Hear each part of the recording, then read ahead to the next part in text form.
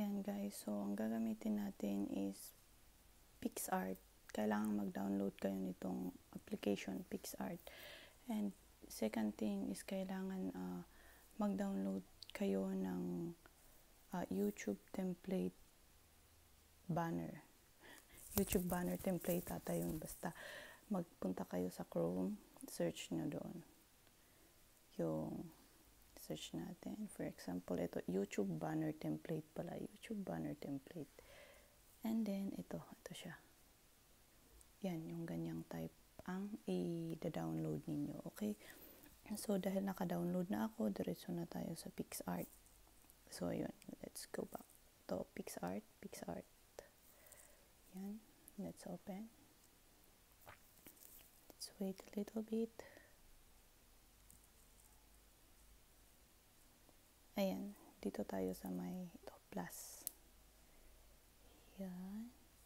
And then, ito yung photos, sinasabi niya, yun doon ako gagamit ng ano, pero pwede kayong gumamit ng mga dito sa backgrounds or sa kung gusto ninyo, yung may mga free photos naman dito. Pero ako ang gagamitin ko, yung photos ko at yung may na-download akong isang ano. So, ito yung na-download natin. Mali. Ito yung na-download natin kanina. Diba? Ito yung sa Chrome na pinakita ko sa inyo kanina. Ganito ang itsura niya. Kasi ito, yung area na to, ito yung gagamitin nating pattern. Okay, so susunod natin gagawin. For example, nandito sa ano niya yung mga tools na gagamitin natin. So, gusto kong maglagay ng photo. Yan, lalabas sa ano. Ito yung nakasave sa gallery ko. So, ito. For example, add natin. And then, yun po yung kalalabasan. Dito lang tayo mag-e-edit sa box. Kasi yun lang po talaga ang pwedeng mag-appear sa doon sa ano. Medyo mahirap mag-edit guys, kaya bear with me. Ayan. So, pagkatapos natin linagay yan, kung gusto nyo maglagay ng photo, pwede din.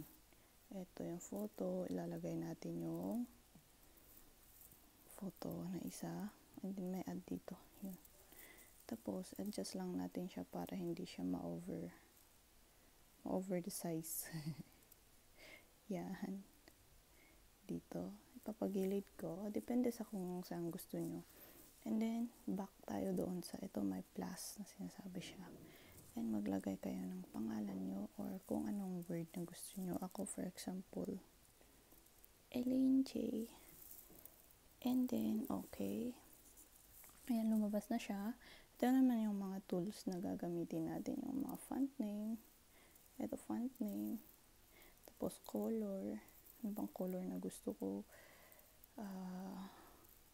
Gusto ko blue. Blue. Stroke niya, white. Depende sa inyo kung anong gusto niyo guys. And then, yan. Papalakihin ninyo. Ganyan. And then, kung tapos na kayo, kung gusto niyo mag-insert ng mga sticker o kung ano pang ibang letters, words, so, mag-insert pa tayo ng isang vlog. Sabihin natin vlog word. So, yan. Yan, vlog.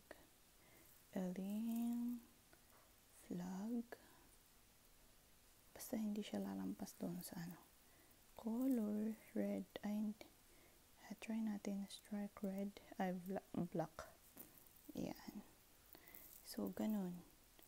Save natin siya. Ayan guys, tapos na po ang unang tutorial natin. Ang susunod pong video na gagawin ko is kung paano naman po natin i-upload doon sa YouTube channel natin. Kaya abangan nyo po guys sa susunod na video ko. Okay? Thank you so much. Bye-bye guys.